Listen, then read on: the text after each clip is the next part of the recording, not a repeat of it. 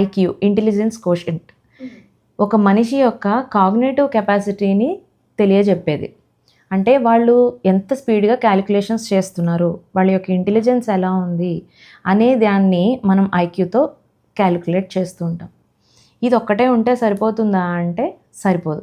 వాళ్ళలో problem solving skills and logical thinking, reasoning ఇవన్నీ కూడా ఐక్యూలోకి వస్తాయి. కానీ ఇది ఒక్కటే ఉంటే సరిపోదు. దాన్ని మించినవి ఇంకొక 3 ఉన్నాయి. అవేంటి అంటే ఈక్యూ అంటాం, ఎమోషనల్ కోషెంట్. అంటే ఒక వ్యక్తి తన యొక్క ఎమోషన్స్ని ఎలా ఐడెంటిఫై చేస్తున్నాడు, ఎలా అండర్స్టాండ్ చేసుకుంటున్నాడు, ఎలా ఎగ్జిబిట్ చేస్తున్నాడు, ఎలా రెస్పాండ్ అవుతున్నాడు, ఇవన్నీ కూడా ఎమోషనల్ కోషెంట్లోకి వస్తాయి. ఇవన్నీ కూడా చాలా అవసరం ఒక పర్సన్కి. థర్డ్ వన్ వచ్చేసి ఎస్క్యూ, సోషల్ కోషెంట్.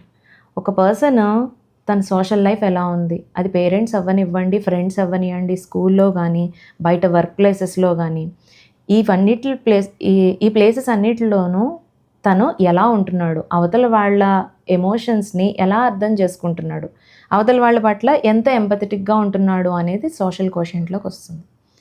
ఈ రెండిటిని చూసుకున్నట్లయితే వెన్ కంపారిటివ్ ఐక్యూ లెవెల్స్ హైగా ఉన్న పిల్లాడికి లాజికల్ థింకింగ్ బాగుంటుంది, క్రియేటివ్ లెవెల్స్ ఉంటాయి, అన్నీ ఉంటాయి.